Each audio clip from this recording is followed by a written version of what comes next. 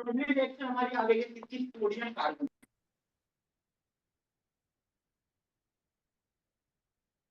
नमो अरिहन्ताणम्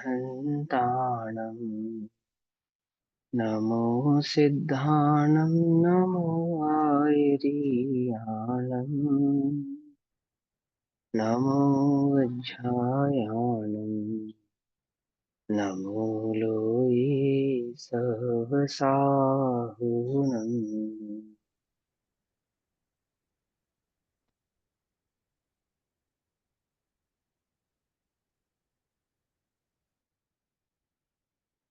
नमः समेसाराय स्वानुभूत्या च कासिते चित्स्वभावाय भावाय सर्वभावान्तरच्छिदे।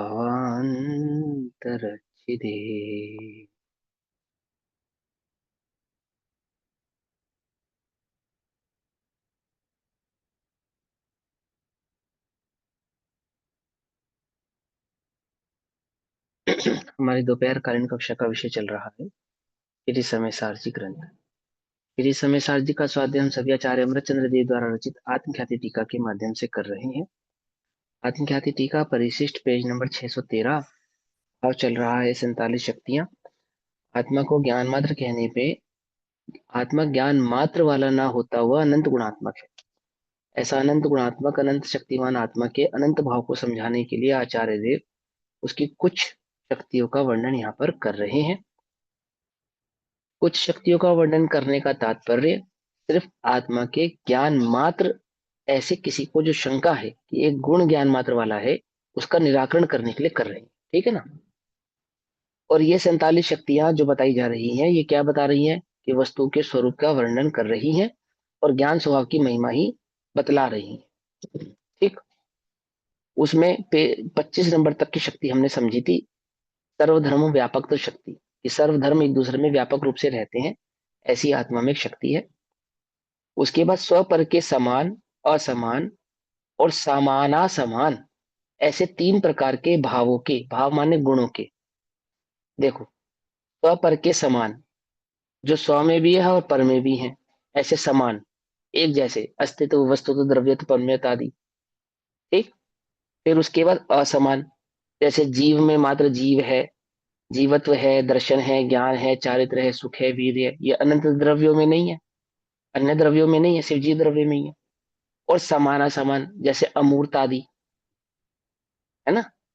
ऐसे 3 प्रकार के भावों के धारण स्वरूप साधारण यानी कि साधारण गुण, असाधारण यानी कि असाधारण गुण, और साधारण साधारण धर्मत्व शक्ति।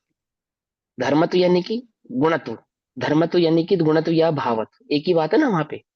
तो आत्मा में कैसी शक्ति है कि उसमें साधारण गुण भी है, असाधारण गुण भी है, और साधारण असाधारण गुण सभी एक साथ उस भगवान आत्मा में व्यापक है। किस प्रकार से कि साधारण असाधारण साधारण असाधारण धर्मत्व शक्ति के कारण। विलक्षण, परस्पर भिन्न लक्षण युक्त, परस्पर भिन्न लक्षण युक्त, लक्षण कैसा है जिनका एक दूसरे से भिन्न है। अनंत स्वभावों से भवित, ऐसा एक भाव जिसका लक्षण है, ऐसी अनंत धर्मत्व शक्ति। देखो, ऊपर वाली कही थी साधारण असाधारण धर्मत्व शक्ति, और नीचे कह रहे हैं अनंत धर्मत्व शक्ति। तो ऊपर जो साधारण असाधारण समझाए जा रहे थे, वो तो गुण समझाए जा रहे थे, और नीचे जो धर्म समझाए जा रहे हैं वो धर्म समझाए जा रहे हैं। तो आत्मा में एक ऐसी शक्ति है अनंत धर्मत्व शक्ति। अनंत धर्मत्व शक्ति सिर्फ आत्मा में ऐसा नहीं, अनंत धर्मत्व शक्ति 6 द्रव्यों में है, लेकिन वस्तु के स्वरूप को, स्वभाव को समझाने के लिए इसी अनंत धर्मत्व शक्ति को समझाया आचार्य देव ने। कहा? उन 14 कलशों में। समझे? इन 14 कलशों में अनंत धर्मत्व भाव को समझाया। साधारण असाधारण और साधारण साधारण धर्मत्व को अन्य ग्रंथों में या जीव के लक्षणों और स्वरूप के संदर्भ में चर्चा करते हैं, तब वहां समझाते हैं। कोई विशेष शक्तियां हैं, तुम पहली बार पढ़ रहे हो, पहली बार सुन रहे हो, ऐसा नहीं है। सिर्फ आपका ध्यान इंगित कर रहे हैं, इंडिकेट कर रहे हैं आपको। ये देखो, भैया आपने ये सब पढ़ा था नहीं पढ़ा था? हाँ, ये आत्मा की ही जैसे तो शक्तियां हैं। हाँ बोलो। जैसे इन्होंने अनंत धर्मत्व शक्ति या साधारण असाधारण साधारण असाधारण धर्मत्व शक्ति एक नाम के अंदर, मतलब इतनी सारी शक्तियों को एक नाम के अंदर कर दिया। देखा जाए हाँ तो इसमें मतलब कितनी उनको, सारी हाँ शक्तियां व्यापक हो गई। हाँ हाँ, होती है बहुत सारी है, लेकिन मतलब वो कह जैसे रहे कि अनंत धर्म, वो ये कह रहे कि साधारण और असाधारण धर्मों का एक साथ रहना उस आत्मा में, वो साधारण धर्म तो शक्ति के कारण है, और अनंत धर्मों का एक साथ रहना, तो अनंत धर्म तो है ही, लेकिन वो अनंत धर्मों का भाव जो एक साथ उस आत्मा में है, वो अनंत धर्मात्मा बना है उस आत्मा का, वो भी तो एक गुण है, वो भी तो एक गुण है ना, क्योंकि किसी ना किसी के सहारे है ना वो, कोई ना कोई भाव है ना, भाव का नाम गुण है, कि अनंत धर्म भाव वाला आत्मा है तो अनंत धर्म नाम का एक गुण है, ऐसा। पकड़ में ही बात नहीं, पकड़ में ही? तो वह अनंत धर्म तो शक्ति। तो प्रश्न ये है ना अपने को होता है कि पहले आत्मा को ज्ञान मात्र कहा, फिर उन्होंने 14 कलश कहे, फिर उन्होंने इस बात की संतुष्टि की कि मैंने आप आत्मा को भली प्रकार से अनंत धर्म भाव समझा दिया है, फिर दोबारा प्रश्न उठाया कि वे आत्मा ज्ञान मात्र कैसे है, तो फिर उसका समाधान यहाँ पे कर रहे हैं। तो जो बेसिकली यहाँ 47 शक्तियां समझाई जा रही हैं, वो तो आत्मा के साधारण असाधारण धर्म तो शक्ति भाव को समझाई जा रही है, समझाने के लिए है। और वो जो 14 कलश कहे थे, वो अनंत धर्मत्व भाव को समझाने के लिए कहे थे। आई बात समझ में? है ना?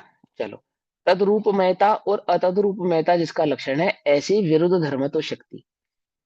कैसी विरुद्ध धर्मत्व शक्ति है कि तद्रूप भी है आत्मा और अतद्रूप भी है। देखो, आत्मा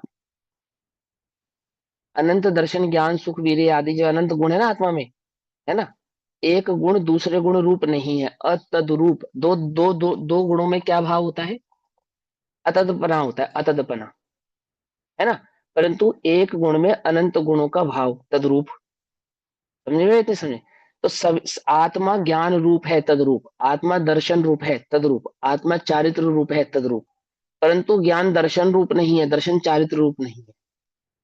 समझ में? ये बात नहीं समझ में? तो आत्मा तद्रूप भी है और अतद्रूप भी है। पकड़ में है बात नहीं? पकड़ में? तो ऐसा तद्रूपमयता और अतद्रूपमयता जिसका लक्षण है, ऐसी विरुद्ध धर्मत्व शक्ति। अनंत धर्मत्व शक्ति में भी यही बात समझा रहे हैं, विरुद्ध धर्मत्व शक्ति में भी यही बात समझा रहे हैं। ऐसा नहीं समझना। अनंत धर्मत्व शक्ति में क्या कहा था? अनंत स्वभावों से भावित ऐसा एक भाव जिसका लक्षण है विलक्षण, यानी कि परस्पर भिन्न लक्षण युक्त। परस्पर भिन्न लक्षण एक ही शक्ति के, दो परस्पर भिन्न लक्षण है, जैसे जैसे अस्तित्व नास्ति, एक अनेक, है ना। तो तद अतद, और यहां समझा रहे हैं कि तद्रूपता और अतद्रूपता, ऐसा विरुद्ध धर्मत्व भाव कि आत्मा जिस समय तद है उसी समय अतद भी है, और जिस समय अतद है उसी समय तद भी है, अपने ही गुणों के साथ, पर के साथ नहीं, पर के साथ नहीं, अपने ही गुणों के साथ। तदाद में संबंध, आत्मा का गुणों के साथ तदाद में संबंध है, द्रव्य का गुणों के साथ तदाद में संबंध है या नहीं है? और एक गुण का दूसरे गुण के साथ अतद संबंध है, अतद भाव है। मालूम या नहीं मालूम? देखो, 4 प्रकार के अभाव आपने समझे, याद होगा आपको। प्राग भाव, प्रध्वंसा भाव, ये किस में लगता है? पर्यायों में। पर्यायों में लगता है, वेरी गुड। फिर अन्योन्य भाव, ये किस में लगता है? दो द्रव्य की पुद्गल की दो गुणों की पर्याय में, पुद्गल में लगता है, मतलब अन्य अन्य भाव। दोनों। अन्योन्य भाव या अतद भाव का मतलब एक ही होता है। हाँ, एक ही ठीक है, होता है वैसे तो। खाली आपने हाँ लेकिन एक ही। समझाया था चार भाव हाँ, में। है ना, लेकिन वो बात पुद्गल की, जब दो गुणों के बीच में संबंध बताएंगे, दो गुणों के बीच में, तो कहेंगे अतदपना। जब एक ही गुण की दो पर्यायों के बीच में संबंध समझाएंगे तो कहेंगे प्राग भाव, प्रदंश भाव। और जब दो द्रव्यों के बीच का संबंध समझाएंगे तो कहेंगे अत्यंत भाव। पकड़ में ही बात? देखो, एक द्रव्य का दूसरे द्रव्य के से क्या संबंध है? अत्यंत भाव। फिर एक ही द्रव्य के अनंत गुण है, बोले हाँ, तो उन दो गुणों का आपस में क्या संबंध है?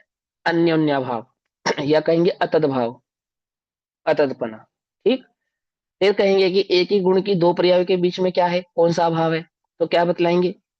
प्राग अभाव और प्रध्वंस अभाव। समझ में आई बात? समझ में आ गई ना? तो एक द्रव्य का अपने गुणों के साथ कोई संबंध है या नहीं है? कि हाँ है। क्या संबंध है? तदादमय संबंध है। ऐसा होते हुए भी एक गुण का दूसरे गुण के साथ तदाद में संबंध नहीं है, वहां क्या है? वहां अतदपना है। अगर तदाद में हो जाएगा, जैसे तदाद में होने पर क्या क्या दोष आएगा? हम आत्मा को ज्ञान, आत्मा को दर्शन, आत्मा को सुख, आत्मा को वीर्य तो कह सकते हैं, लेकिन हम दर्शन को सुख, सुख को ज्ञान, ज्ञान को चारित्र नहीं कह सकते। अगर तादाद में हो जाएंगे तो सारे गुण मिलकर एक हो जाएंगे, एक गुण वाला ही आत्मा रह जाएगा, तद्रूप एक मात्र हो जाएगा। क्योंकि तादाद में होने में अखंडता चाहिए ना, तो अनंत गुणों का आत्मा के साथ तो अखंडपना है, समझे या नहीं समझे। और एक गुण में अनंत गुणों का भाव भी है, ऐसा होने पर भी एक गुण दूसरे गुण रूप नहीं है, अतदपना है। यही ये अगर अतदपना ना हो तो हम अनंत गुणों की गिनती नहीं कर सकते। पकड़ में ही बच्चे, पकड़ में ही। अगर ये अतदपना ना हो तो अनंत गुण पहचाने नहीं जा सकते, क्योंकि तादाद में है ना, आत्मा के साथ एक में एक है, एक गुण में अनंत गुणों का भाव है। फिर भी हम उनको अलग अलग कैसे पहचान पाते हैं, केवल ज्ञान उनकी अलग अलग सिद्धि कैसे कर पा रहा है, क्योंकि वहां पे अतदपना है। और अतदपना होते हुए भी अनंत के अनंत गुण तद्रूप है, तद्रूप मतलब आत्म रूप है, उस रूप है। समझ में आई बात। तो ऐसा आत्मा में एक विरुद्ध धर्मत्व शक्ति वाला भाव है। तद्रूप भवन रूप ऐसी तत्व शक्ति, आत्मा जो है वही है, अन्य नहीं है। अपने तत्व रूप है पर तत्व रूप नहीं है। तो एक अस्थि भाव से तत्व रूप आत्मिक तत्व है। देखो, आत्मा एक द्रव्य है और आत्मा एक तत्व है। तो द्रव्य और तत्व में क्या अंतर है कि महासत्ता महासत्ता, महासत्ता सुना शब्द। विश्व में अन्य धर्मों में महासत्ता स्वीकार की गई और उस महासत्ता में अवांतर सत्ता को स्वीकार नहीं किया गया। तो जीव नामक द्रव्य को तो जगत के छह मतों ने, छह दर्शन ने स्वीकार किया है, लेकिन उस छह दर्शनों ने जब जीव के द्रव्यपने को स्वीकार किया तो वहां जीव के तत्वपने को स्वीकार नहीं किया। क्या कहा, बात समझ में नहीं। द्रव्यपने को स्वीकार किया और तत्वपने को स्वीकार नहीं किया। बोले ये कैसी अजीब सी बात है, द्रव्यपना स्वीकार करना और तत्वपना स्वीकार नहीं करना, इन दोनों में क्या अंतर है। ये देखो, दो जीव हैं तो दोनों ही जीव हैं और जीव ही है, तो जीव अपेक्षा से एक है या भिन्न भिन्न है, कि एक है। ऐसा होने पर भी तत्व अपेक्षा से दोनों जीव भिन्न भिन्न है। पकड़ में ही बात नहीं, पकड़ में ही। इस संसार में कितने द्रव्य हैं, ये 6 द्रव्य हैं। ऐसा कहते नहीं कहते हैं, ये महासत्ता की अपेक्षा से कहते हैं। लेकिन अगर हम आपसे पूछे कितने तत्व हैं, तब आप क्या कहते हो, 9 तत्व हैं।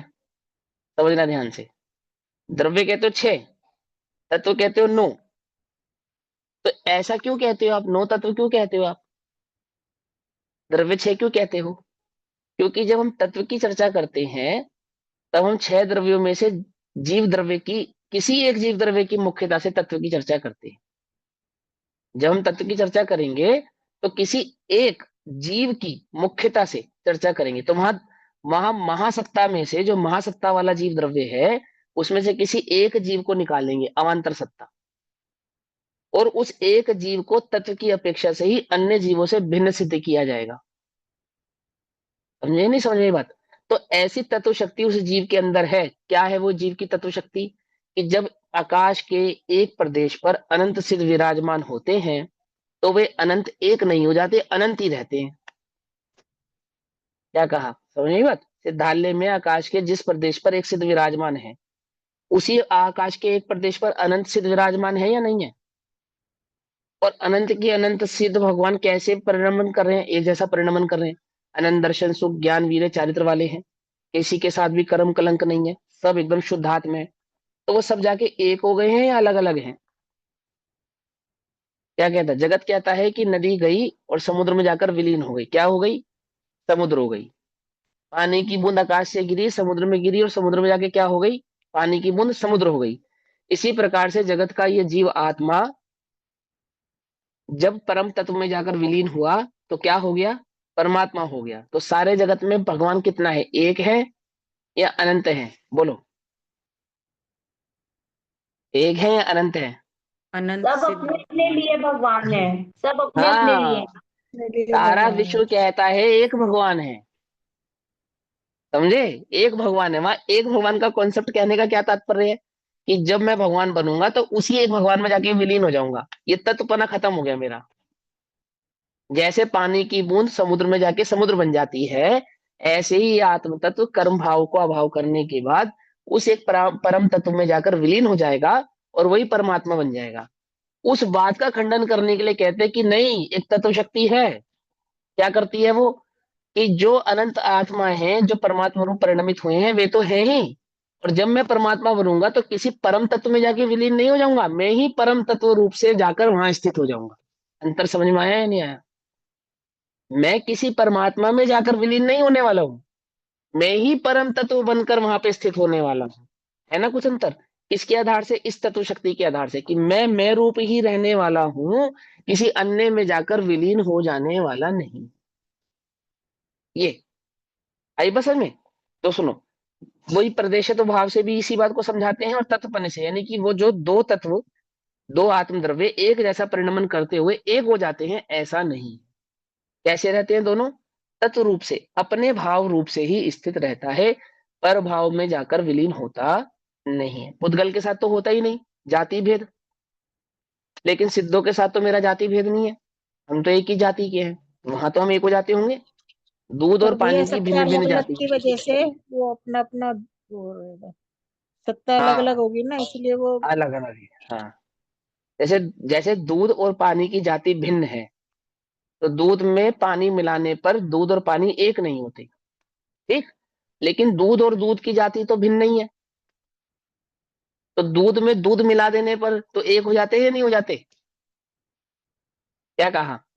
तर्क है ये कि हाँ भाई, लोक में जैसे दूध में दूध मिला देने पर दूध एक ही द्रव्य रहता है, ऐसा ये आत्म द्रव्य नहीं है कि वो अनंत सिद्धों के साथ समाहित होता हुआ एक सिद्ध रूप से परिणमित हो जाता है ना, तत्रूप रहता है। आई बात समझ में? ऐसा।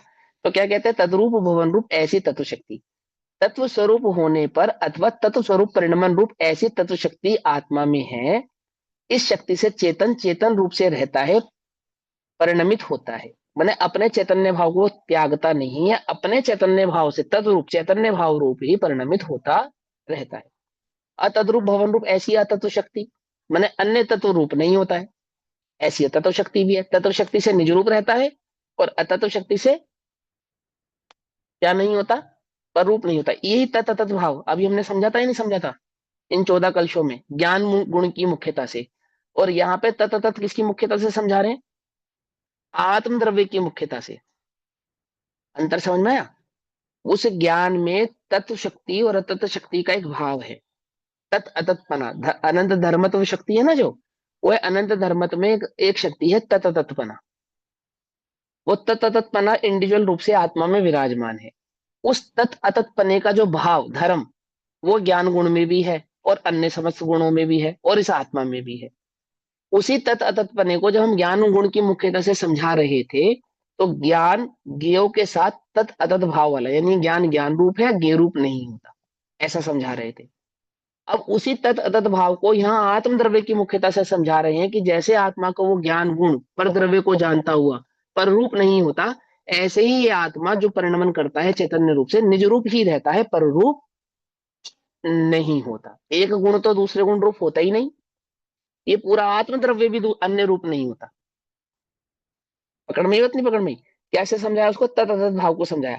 ये तत् ये अतत् तत्व भाव, शक्ति और ये तत्व रूपना एक ही बात है, मतलब एक साथ भी रहते हैं और अलग अलग भाव भी, ऐसा? हाँ हाँ, ये अनंत धर्मत्व शक्ति के ही भेद है, तत् अतत्पना। एक तत्व शक्ति है, एक अतत्व शक्ति, और एक तत् अनंत धर्मत्व भाव भी है। समझे? ऐसे दोनों भाव उसके अंदर विराजमान है। तत्वपने से तत्वपने की अस्थि, अतत्वपने की अस्थि, और तत् अतत् भाव, ऐसा एक धर्म विरुद्ध भाव आत्मा का। आपने ये सुना होगा कि धर्म की पर्याय नहीं होती और गुणों की पर्याय होती है। सुना? सुना है ना? आपको याद है हमने भी कुछ दिन पहले ये सिद्ध किया, समझाया आपको कि गुणों के तो प्रदेश नहीं होते और आत्मा के प्रदेश होते हैं। याद है? समझा था ना हमने कि जब आकाश के एक प्रदेश पर आत्मा का एक प्रदेश होगा, तो उस प्रदेश में अनंत गुण होंगे या नहीं होंगे? होंगे। तो यदि हम अनंत गुणों के प्रदेश स्वीकार करेंगे, तो क्या सिद्ध हो जाएगा कि एक प्रदेश पर अनंत प्रदेशों को स्वीकार करना पड़ेगा, जो कि होता नहीं है। तो वहां से हमें यह बात समझ में आई कि आत्म द्रव्य के तो प्रदेश होते हैं और गुणों के प्रदेश नहीं होते, और उस बात से हमने अन्य बात को सिद्ध किया। अब यहां समझेंगे ये धर्म की तो पर्याय नहीं होती और गुणों की पर्याय होती है। इसका क्या मतलब है? तो गुण का क्या स्वभाव है कि गुण सदैव निर्गुणे होते हैं, अर्थात गुणों के आश्रित गुण नहीं रहते। जो जैसे ज्ञान गुण है, तो उसके वो जो ज्ञान गुण परिणमन होगा, कार्य करेगा, तो किसके आधार से करेगा? क्या अन्य गुणों के आधार से करेगा या अपने ही आधार से करेगा? जैसे आत्मद्रव्य तो ज्ञान गुणों के आधार से, अपेक्षाकृत बात समझे ना, कि गुण द्रव्य के आश्रित रहते हैं और उन द्रव्यों का आरोप, उन गुणों का आरोप ही उस द्रव्य पे आता है। जैसे ज्ञान गुण की अपेक्षा से द्रव्य को ज्ञानी कहते हैं, सुख गुण की अपेक्षा से उस द्रव्य को सुखी कहते हैं, चैतन्य गुण की अपेक्षा से उसी द्रव्य को चैतन्य कहते हैं। तो हम ज्ञान गुण को मात्र ज्ञान गुण ही कहते, सुख गुण नहीं कहते, दर्शन गुण नहीं कहते, चारित्र गुण नहीं कहते, समझे ना। चारित्र गुण को चारित्र कहते हैं, दर्शन को दर्शन कहते हैं, ज्ञान को ज्ञान कहते हैं, लेकिन ज्ञान दर्शन चारित्र तीनों ही आत्मा को कहते हैं। समझ में आ रही है बात? नहीं समझ में आ रही है? क्यों ऐसा करते हैं हम? क्योंकि गुण निर्गुणे होते हैं। निर्गुणे होते हैं अर्थात जब गुण अपना कार्य करता है, अपना परिणमन करता है, तो अपने कार्य को, अपने परिणमन को करने के लिए किसी अन्य गुण की उसको आवश्यकता पड़ती है, ऐसा नहीं है। परंतु लेकिन जब ज्ञान गुण परिणमन करेगा, तो उसके अपने कार्य को करने का एक धर्म है, एक स्वभाव है। ज्ञान का एक स्वभाव है, दर्शन का एक स्वभाव है, चारित्र का एक स्वभाव है। ध्यान से समझना, उस ज्ञान के स्वभाव को कहते हैं धर्म। क्या कहते हैं? धर्म। और वह धर्म कैसा होता है? जोड़े वाला होता है, विरुद्ध धर्म स्वभाव वाला होता है। क्या वो सिर्फ ज्ञान के पास ही होता है? कि नहीं, सभी गुणों के पास होता है। तो क्या मात्र गुणों के पास होता है? जो गुणों का है वो द्रव्य का ही है, क्योंकि गुण द्रव्य से क्या नहीं है? अलग नहीं है। समझ में ही बात? नहीं समझ में? बात पकड़ में आ रही है ना? तो ज्ञान गुण की तो पर्याय होगी, उस ज्ञान गुण का जो स्वभाव है उसकी कोई पर्याय की आवश्यकता नहीं है, क्योंकि पर्याय गुणों की होती है। क्योंकि पर्याय गुणों की होती है। यदि हम धर्म की पर्याय स्वीकारेंगे, तो हमें ज्ञान गुण के उस स्वभाव की पर्याय भी स्वीकार करनी पड़ेगी। और ऐसा होने पर क्या खड़ा हो जाएगा कि गुण निर्गुणे होते हैं, इस सिद्धांत का लोप हो जाएगा। बात समझ में आई या नहीं समझ में? फिर हम उनको धर्म नहीं कह सकते, फिर हमें उनको गुण ही मानना पड़ेगा। आई बात समझ में या नहीं समझ में आई? समझ पा रहे हो इस बात को? है ना? थोड़ा सा सूक्ष्म है, लेकिन समझ में आ जाएगा तो बहुत क्लियर हो जाएगी बात। तो गुण और गुण की किस प्रकार से कार्य करेगा, उसका कार्य करने का धर्म, कुछ उसका उसका कार्य करने का कुछ प्रोसेस है उसका, कि ज्ञान ज्ञान रूप से ही कार्य करेगा, अन्य रूप से कार्य नहीं करेगा। एक बात, ये किसका धर्म है? ये ज्ञान का धर्म है। खाली ज्ञान का धर्म है? सभी गुणों का धर्म है। ज्ञान पर को जानेगा, परंतु पर रूप नहीं होगा। ये किसका धर्म है? बोले ज्ञान का धर्म है। एक बात बताओ, ज्ञेय को ज्ञान जानता है या अन्य गुण भी जानते हैं? जानने का काम कौन करता है? ज्ञान ही करता है ना। ज्ञान ही करता है ना। और स्व पर प्रकाशकपना ज्ञान में ही होता है कि ये स्व है और ये पर है, अन्य गुणों में तो होता नहीं। तो अन्य गुण ये गलती कर सकते हैं कि वो पर में जाके मिल जाए, क्योंकि भेद विज्ञान तो सिर्फ ज्ञान के पास ही, अन्य गुणों के पास तो है ही नहीं। कुछ बात समझ में आ रही है नहीं आ रही है? ऐसा नहीं होता ना। क्यों नहीं होता ऐसा? सभी गुण जब कार्य करेंगे, परिणमन करेंगे, तो एक धर्म है उनके पास, अपने काम को करने का एक धर्म है। वो धर्म कैसा है? अनंत धर्म भाव है उसमें। उसमें तदतत एक अनेक ततत आदि भाव समझाए जाते हैं। समझ में आ रही बात? नहीं समझ में आ रही? अब यहाँ पे जब हमको कहा विरुद्ध धर्मत्व शक्ति, तो आत्मा में जो ये स्वभाव भाव है ना, प्रत्येक गुण का जो अनंत धर्मपना है, अनंत धर्मपना, उस अनंत धर्मपने को जो कायम रखे, उसको यहाँ पे विरुद्ध धर्मत्व, अनंत धर्मत्व शक्ति कहा। आई बात समझ में? अब अब अब आत्मा में एक शक्ति है जिसका नाम है तद्रूप। एक सेकंड। हाँ, तद्रूप और अतद्रूप, ऐसी दो शक्ति आत्मा में है। तो ये तद्रूप और अतद्रूप क्या आत्मा के वो अनंत धर्मत्व भाव वाली शक्ति है या कोई गुण वाली शक्ति है? ये सवाल है। सवाल है। तो ये आत्मा का, ये जो तद्रूप भवन रूप ऐसी तत्व शक्ति कहा, इस तत्व शक्ति को हम क्या नहीं मानेंगे? धर्म भाव नहीं मानेंगे। क्यों नहीं मानेंगे? क्योंकि धर्म भाव अकेला नहीं होता, जोड़े से होता है। और ये तत्व शक्ति अकेली है, यहाँ पर अकेली है ना। तो क्या है ये गुण है। तो आत्मा में एक तत्व नाम का गुण है और एक अतत्व नाम का गुण है, और तत् अतत नाम का धर्म है। तो तत् अतत नाम का जो धर्म है वो तो सभी गुणों में है, समझ में आई बात। और जो तत् अतत नामक शक्ति है, तत् शक्ति और अतत शक्ति, ये वो तत् अतत नाम के धर्म से अलग है। ये एक गुण है, इसकी पर्याय है। इस तत्पने की एक पर्याय है और अतत्पने की पर्याय है। तत् अतत धर्म की पर्याय नहीं है, लेकिन तत् शक्ति और अतत्व शक्ति की पर्याय है। क्या पर्याय है इसकी? कि जो आत्मा चैतन्य रूप से परिणमता है ना, बोले हाँ ये तत्वपना है। और आत्मा पर द्रव्य रूप परिणमता है कि नहीं परिणमता, ये अतत्वपना है। ऐसा होने पर भी तत्व और अतत्व, ऐसे दो गुण होने पर भी तत् अतत नाम का एक धर्म अलग है। समझ में आई बात, नहीं समझ में आई? वो तत् अतत नाम का धर्म क्या है? वो तो प्रत्येक गुण का धर्म है। वो तो प्रत्येक गुण का धर्म है। अपने जो भी गुण परिणमन हो रहा है, जो गुण कार्य कर रहा है, उसका धर्म है कुछ। अपने धर्म के हिसाब से अपने काम को कर रहा है। वो धर्म उसके गुण नहीं है, उसकी कोई पर्याय नहीं है, उसका परिणमन का धर्म है वो। कुछ बात समझ में आ रही है? नहीं समझ? जैसे पानी का धर्म है, बोले क्या धर्म है पानी का? कि पानी कभी पत्थर नहीं बनेगा, ये हो गया पानी का धर्म। लेकिन पानी बना किसे से, उसका रॉ मटेरियल क्या, उसका गुण क्या है, वो गुण समझाएंगे अलग।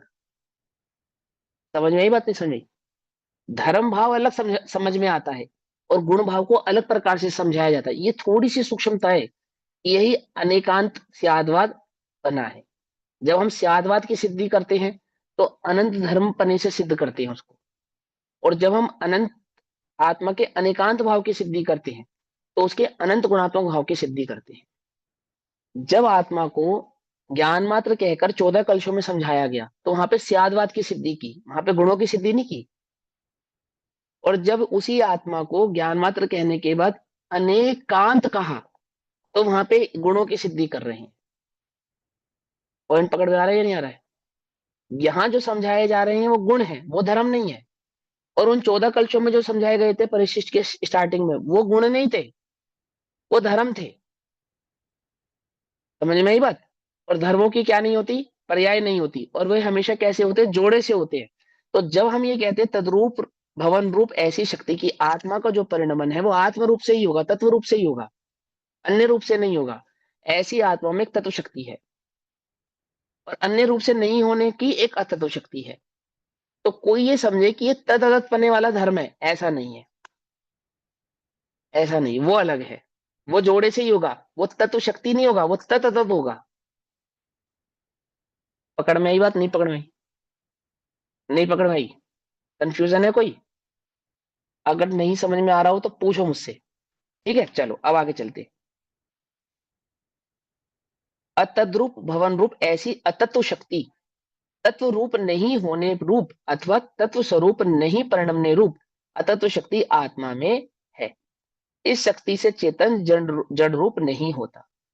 अब हमने वहां पे चिति शक्ति पढ़ी थी, चिति शक्ति भी यही थी, जड़त्व रूप चिति शक्ति। और यहाँ पे भी आप यही बात कह रहे हो कि चेतन जड़ रूप नहीं होता। तो चिति शक्ति के कारण जड़ रूप नहीं होता, या ये अतत शक्ति के कारण जड़ रूप नहीं होता? किस शक्ति के कारण नहीं होता बोलो? मैं चिति शक्ति क्या पढ़ी थी? चेतनत्व के चिति शक्ति कारण। अजड़त्व रूप चिति शक्ति पढ़ी थी, है ना। और अब यहाँ पे कहते हैं इस शक्ति से चेतन जड़ रूप नहीं होता। तो चिति शक्ति से जड़ रूप नहीं होता या अतत्व रूप शक्ति से जड़ रूप नहीं होता? कौन सी शक्ति से जड़ रूप नहीं होता? चित्ती शक्ति अतत गुण के कारण उसी रूप रहती है ना। देखो, चिति शक्ति से तो आत्मा चैतन्य है, ये दर्शाया कि वो जड़ नहीं है। ठीक है, जड़ नहीं है, चिति शक्ति से ये समझाया।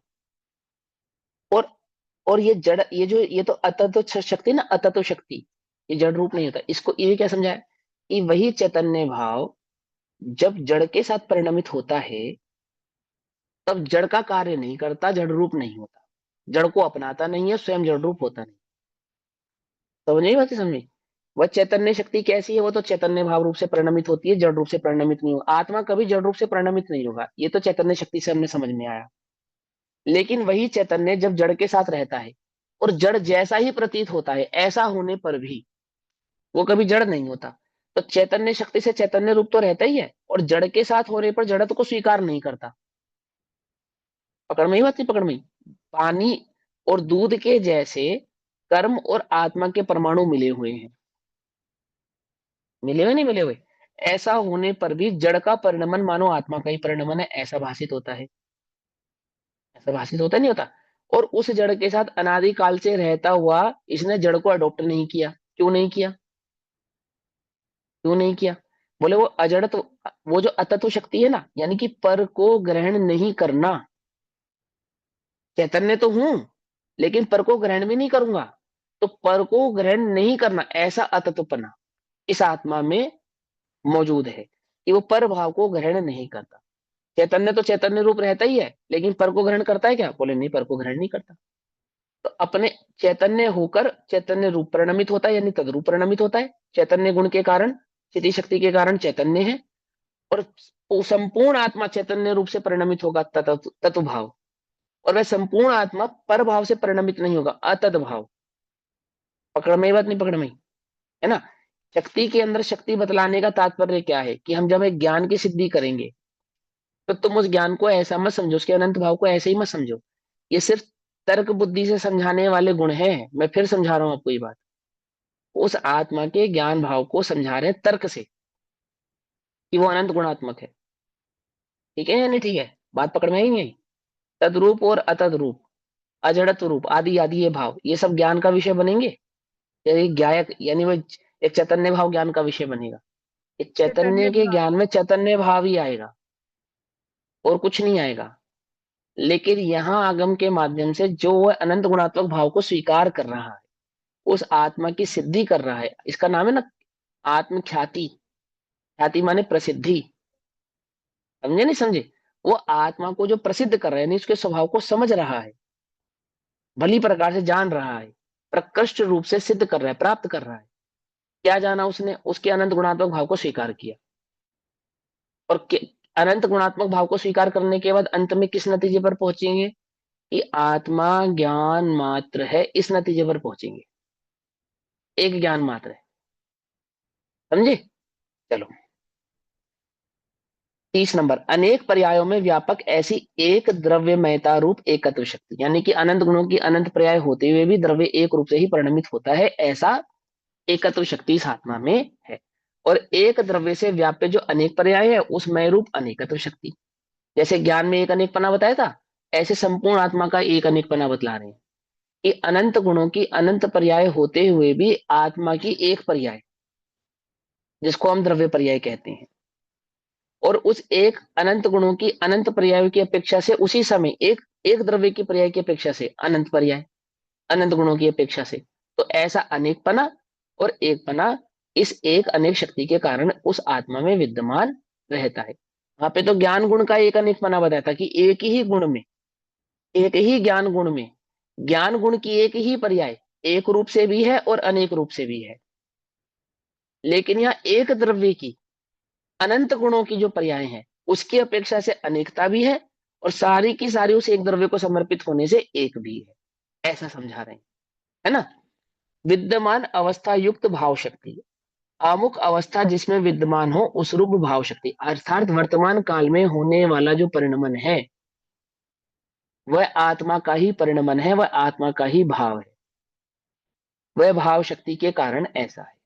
ठीक है ना? वर्तमान में होने वाले चाहे शुद्ध पर्याय है, चाहे अशुद्ध पर्याय है, चाहे शुद्ध अशुद्ध पर्याय, जिस भी प्रकार का भाव है, वह भाव अपने आत्म तत्व का ही है, किसी अन्य का किया हुआ कराया हुआ नहीं है, ऐसी भाव शक्ति। शून्य अविद्यमान अवस्था युक्त तारूप अभाव शक्ति, अर्थात अमुक अवस्था में जिसमें विद्यमान हो उस रूप अभाव शक्ति, अर्थात जो भाव अभी तक प्रकट नहीं हुआ है, वो भाव भी इस आत्मा में प्रकट होगा या नहीं होगा? इसके कारण होगा, बोले अभाव शक्ति। जो है उसकी शक्ति है, और जो है उसका अभाव हो जाने वाला है, ऐसी शक्ति भी है। और जो प्रकट नहीं हुआ है वो भी अभाव रूप से है, उसकी शक्ति भी है। यानी भाव का तो विद्यमान है ही, अभाव भी इस आत्मा में विद्यमान है। कौन सा अभाव? जो बीत चुका है वो अभाव, और जो आने वाला है वो अभाव। वर्तमान में तो अभाव है ना उसका, भूतकाल की पर्याय का वर्तमान में अभाव है या नहीं है? है। और भविष्य में आने वाली पर्याय का वर्तमान की पर्याय में अभाव है या नहीं है? है। ये दोनों अभाव इस आत्मा में है या नहीं है? कि है, अभाव शक्ति के कारण है, सीधी सी बात। बस भवते हुए अर्थात प्रवर्तमान पर्याय के वह रूप भाव शक्ति से, अर्थात आत्मा के अनंत गुणों का परिणमन एक साथ होने पर जो वह भाव हो रहा है ना, वह परिणमन हो रहा है, अभाव रूप से वह हो रहा है, वह भाव हो रहा है, वो भाव शक्ति के कारण है। एक अवस्था बनी रहना और उस अवस्था का परिणमन होना। तो अवस्था बनी हुई है वो भाव शक्ति, और उस अवस्था का भी वह हो रहा है, परिणमन हो रहा है, तो वह भाव भाव शक्ति। यानी कि वर्तमान की जो भाव अवस्था है उसका अभाव हो जाना, तो भाव अभाव ऐसी शक्ति। नहीं भवते हुए अपरिवर्तमान पर्याय के उदय रूप अभाव शक्ति, अर्थात जो पर्याय अभी प्रकट नहीं हुई है वो प्रकट होने वाली है, तो किसके कारण? वो अभाव का भाव करने वाली शक्ति है, ऐसी भाव अभाव भाव शक्ति। ठीक। भवते हुए परिवर्तमान पर्याय के भवन रूप भाव भाव शक्ति, जो है वही रहेगी, अन्य पर्याय नहीं होगी। जो पर्याय है वही पर्याय रहेगी, बीच में पर्याय स्किप हो जाएगी? नहीं, ऐसा नहीं होगा। बदली जा सकती है, बोले ऐसा भी नहीं होगा। क्या है ये? भाव भाव शक्ति। ये क्रमबद्ध पर्याय की शक्तियां हैं। जो भाव शक्ति है, अभाव शक्ति है, भाव अभाव शक्ति है, अभाव भाव शक्ति है, और भाव भाव शक्ति है। ये क्या है? ये क्रमबद्ध पर्याय की शक्तियां हैं सारी। ये पर्याय भाव को समझाने की शक्तियां हैं कि वह क्रमबद्धता नामक एक गुण है आत्मा में। क्या? वह पर्याय के जो क्रमबद्ध भाव है ना, वो क्रमबद्ध भाव भी आत्मा का एक गुण ही है। क्या है उस गुण का काम? कि प्रत्येक पर्याय क्रमबद्ध रूप से ही परिणमित होगी, आगे पीछे होकर परिणमित नहीं होगी। उस क्रमबद्ध भाव को समझाती है ये भाव शक्ति, ये अभाव शक्ति। ये पांचों शक्तियां, भाव हाँ भाव ये वाली सारी, हाँ हाँ, ये इन जो सारी शक्तियों के मतलब अगर समावेश हम को क्रमबद्ध कहते हैं। विद्यमान पर्यायों को लेंगे तो भाव शक्ति हो गया, और हाँ देखो पास्ट और सुनो, फ्यूचर की मैं पर्यायों को बताता लेंगे हूँ। तो भाव। हाँ, जैसे ज्ञान और दर्शन, ऐसी दो शक्ति को मिलाकर क्या बनी? चैतन्य शक्ति, चिति शक्ति बनी ना। ऐसे ही भाव अभाव, फिर भाव का अभाव और अभाव का भाव, और फिर भाव जो है उसका भाव, ये सब मिलाकर क्या बनी? क्रमबद्ध पर्याय रूप शक्ति। पकड़ में है भाई? जैसे ज्ञान दर्शन को बनाकर क्या बना? चैतन्य बनाया। ऐसे ही ये भाव अभाव आदि शक्तियों को मिलाकर क्या बन गया? क्रमबद्धपना बन गया। कैसे सिद्ध किया क्रमबद्धपना? कि जो पर्याय होगी वही होगी, अन्य नहीं होगी। जिस पर्याय का अभाव होना होगा उसी पर्याय का अभाव होगा, अन्य पर्याय का नहीं होगा। जिस पर्याय को आना होगा वही पर्याय आएगी, अन्य पर्याय नहीं आएगी। क्या समझा रही है ये बात? भाव अभाव, अभाव भाव, भाव भाव, अभाव अभाव शक्ति समझा रही है। क्या है ये क्रमबद्धपना इस आत्मा का। समझे? क्या क्या क्यों समझाई ये शक्तियां? ज्ञान मात्र है, उस ज्ञान को निर्भर करने के लिए, निराकुल करने के लिए समझाई। ज्ञान निर्भर नहीं होगा, निराकुल नहीं होगा, तो ज्ञान भाव का वेदन कैसे करेगा? अनुभव कैसे प्रकट करेगा? प्रकट कर ही नहीं सकता, क्योंकि कर्तापने छोड़े बिना। किसका कर्तापन है? कि पर का कर्तापना तो छोड़, अपनी भी पर्यायों का कर्तापना छोड़े बिना आत्मभाव प्रकट होता नहीं है, ज्ञान भाव प्रकट होता नहीं है। और उसको अकर्ता कैसे सिद्ध करें? ये भाव अभाव, भाव भाव आदि शक्तियों के माध्यम से उसके क्रमबद्ध भाव को सिद्ध करके उसके अकर्तापने को सिद्ध करते हैं। और अकर्ता होने पर क्या हो जाता है? निर्भर हो जाता है। वह निर्भरता किसका कारण है? आत्मानुभूति का कारण है। समझे? हरा सोना है वो, खरा सोना। सुनो, अभाव शक्ति भवते हुए प्रवर्तमान पर्याय के भवन रूप भाव भाव शक्ति, माने जो पर्याय होनी है वही पर्याय होगी, अन्य पर्याय नहीं होगी। ये काम किसका है? भाव भाव शक्ति का है। बीच में कोई दूसरी पर्याय आ जाए, अरे तू हट में आती हूँ, ऐसा काम नहीं है। लाइन तोड़ के घुस जाए बीच में, ऐसा नहीं होता। लोक में होता होगा। पर्यायों में ऐसा नहीं होता। ठीक, हालांकि लोक में भी नहीं होता। अगर पर्याय की सूक्ष्मता के स्वभाव को जान जावे तो बात जान जाएगा कि लोक में भी ऐसा नहीं होता है ना। जैसे 24 तीर्थंकरों का एक क्रम है, किसके बाद किसको होना है, किसके बाद किसको होना है। तो बीच में एक आधा तीर्थंकर का क्रम बदल जावे, एक लेट हो गए, जल्दी आ गए, ऐसा नहीं होता। वैसे जल्दी होता है। आप देखो, जब तीर्थंकर प्रकृति का बंध होता है जिस जीव को, तो उसी समय उसके माता पिता कौन बनेंगे, उनका भी बंध होता है या नहीं होता है? होता है नहीं होता है? और उन माता पिताओं का आपस में ये स्त्री रूप और वो पुरुष रूप ऐसा बंध होगा या नहीं होगा? है ना? अब पिताजी स्त्री को ढूंढने जाएंगे या नहीं ढूंढने जाएंगे? लड़की चूज करेंगे ना, कौन सी लड़की चूज करेंगे? शादी करेंगे जब, तो लड़की ढूंढेंगे ना, 50 फोटो में से किसी एक को सिलेक्ट करेंगे, तो किसको करेंगे? हैं? इसको कहते हैं ढूंढे ढूंढाए को ढूंढना। क्या समझ में आया तुम्हें? मालूम समझ में आया? अरे खाली तीर्थंकरों के साथ ऐसा हुआ है, तुम्हारे साथ भी ऐसे ही हुआ है? ये बात समझे कैसे? तुम जो दुखी है ना यार, इसकी जगह उसको चूज कर लेते, ये तो गड़बड़ हो गई तुम्हारी। कर ही नहीं सकते थे। कैसे करते बोलो? कैसे करते? गड़बड़ हो जाती नहीं हो जाती? अब वो गलत पिता को चूज कर लेती माता, और माता गलत माता, पिता गलत माता को चूज कर लेते, तो तीर्थंकर कैसे आते? आ पाते या नहीं आ पाते? क्योंकि नियोग तो उन्हीं के साथ बंधा है। ये तीर्थंकर की माँ बनेगी और ये तीर्थंकर के पिता बनेंगे, ये बनेंगे ना। तो वो उन्हीं को माता बनने के लिए पिता को उसी माता को चूज करना पड़ेगा, नहीं करना पड़ेगा? है ना? बाहुबली के पिता कौन? कौन? आदिनाथ। है ना? और माता कौन? हम्म? सुनंदा। नंदा। सुनंदा है ना, सुनंदा है ना। तो वो माता, ये बाहुबली सुनंदा के पुत्र होंगे और ऋषभ देव के पुत्र होंगे। ऐसा बाहुबली ने भी तो निश्चित कर लिया ना पहले ही।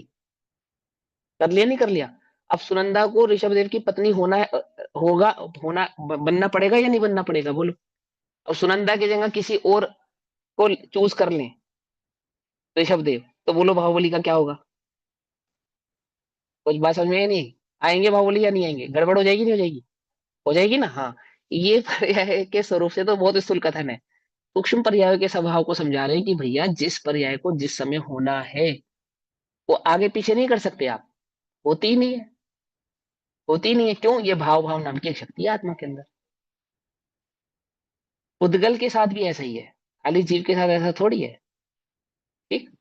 नहीं भवते हुए अपरिवर्तमान पर्याय के अभवन रूप अभाव अभाव शक्ति। अर्थात जो पर्याय अभी नहीं आई है वो नहीं आई है, वो नहीं आएगी। अभाव है उसका, अभाव रूप से ही रहेगी वो। ठीक है? जिस पर्याय का इस जीव काल अभी तक नहीं आया ना, तो वो पर्याय अभाव रूप से विद्यमान रहेगी, अभाव रूप से। नहीं समझ में आई बात? जैसे समझाते, अभाव अभाव शक्ति। जैसे आदिनाथ भगवान ने कहा ये 24वें नंबर का तीर्थंकर बनेगा कौन? मारीच का जीव। तो वो पर्याय उस मारीच में कैसे पड़ी है? अभाव अभाव भाव से पड़ी हुई है। और जिस समय वो तीर्थंकर बनेंगे तब क्या हो जाएगा? उसका भाव भाव हो जाएगा। और जिस समय वो मारीच सम्यक दर्शन यानी तीर्थंकर अवस्था को प्रकट कर रहे हैं, तो एक समय पहले जो है उसका अभाव करके, और जो प्रकटपना करेंगे उसका भाव प्रकट करेंगे। तो अभी वर्तमान में भगवान आदिनाथ के समय में वो तीर्थंकर है या नहीं है? कि अभाव अभाव शक्ति की अपेक्षा से है। क्या कुछ समझ में आई बात? ये वो ठीक पड़ा है, है समझ उसमें। में आ रही है। कंफ्यूजिंग कर अभाव देती हूँ। अभाव भाव अभाव रूप से पड़ा हुआ है। कब आएगा वो? जब उसका भवन होना होगा तब उसका उदय आएगा, वहां पे भाव रूप से प्रकट हो। ऐसे। ठीक है ना? तो कैसे जाना? आदिनाथ भगवान को कैसे बताइए तीर्थंकर बनेगा? ये है ना उसकी पर्याय की क्रमबद्धता के कारण जाना। ये सर्वज्ञता की स्वीकृति, क्रमबद्धता की स्वीकृति है। क्योंकि सर्वज्ञ होता ही वही है जो क्रमबद्धता को जानता है ना? दोनों बातें पहले भी समझाई थी एक बार मैंने शायद। वीतरागता, सर्वज्ञता और हितोपदेशता क्या हाँ, है ये तत्व के क्लियर है। संदर्भ में।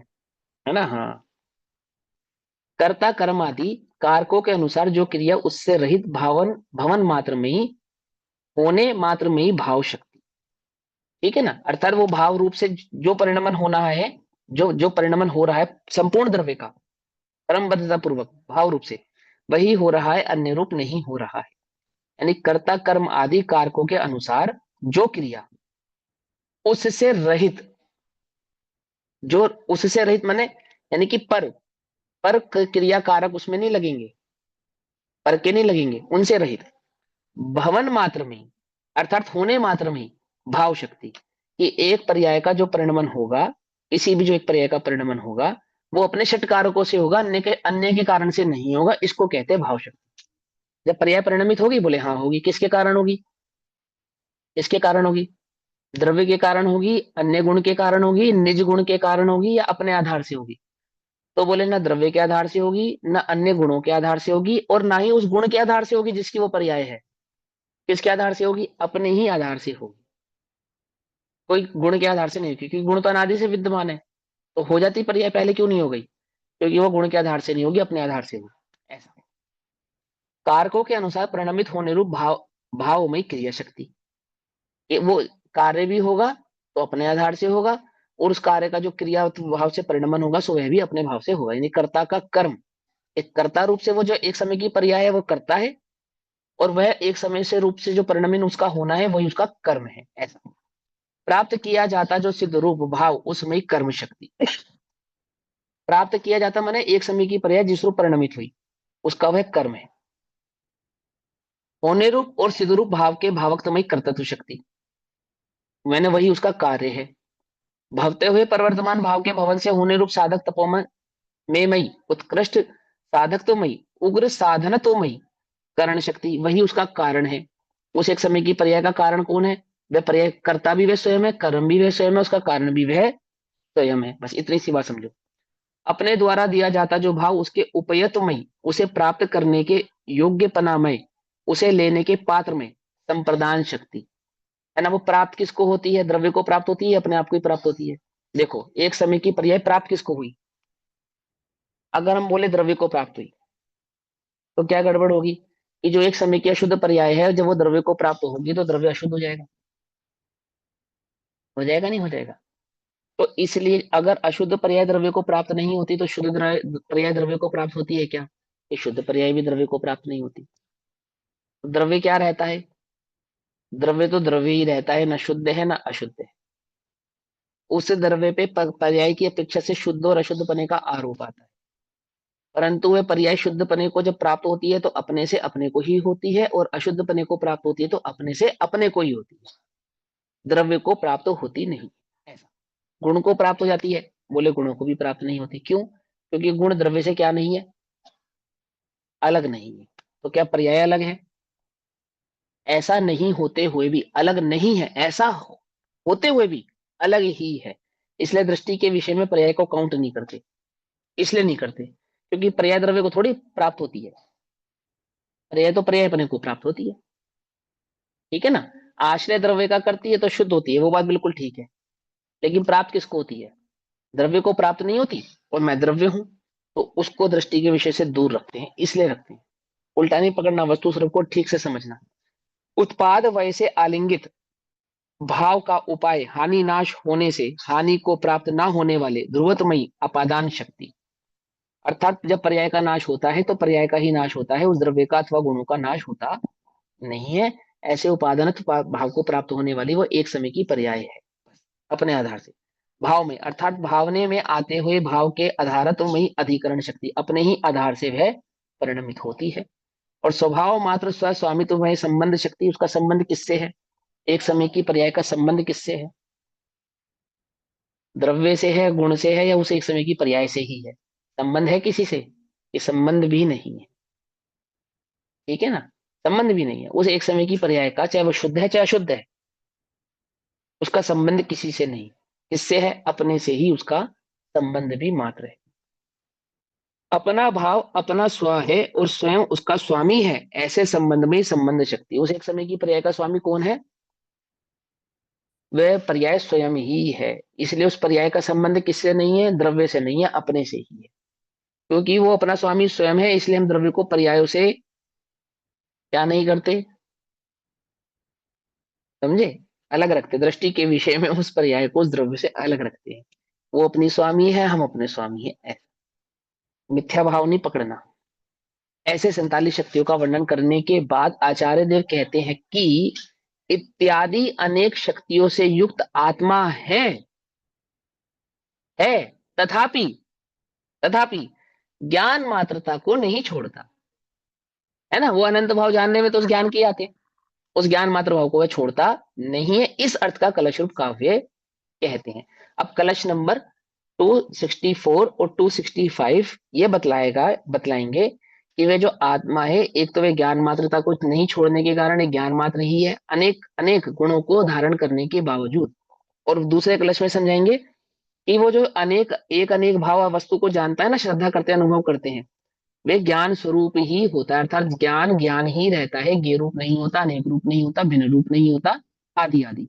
अर्थात वो एक ज्ञान भाव की मात्र की सिद्धि करेंगे दो कलशों में, 264 और 265 नंबर के कलशों में।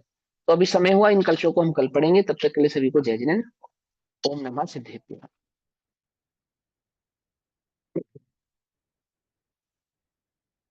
निज निधि निज में बताई यह अनंत उपकार, उसके लिए जिनवाणी माँ को वंदना शतबार।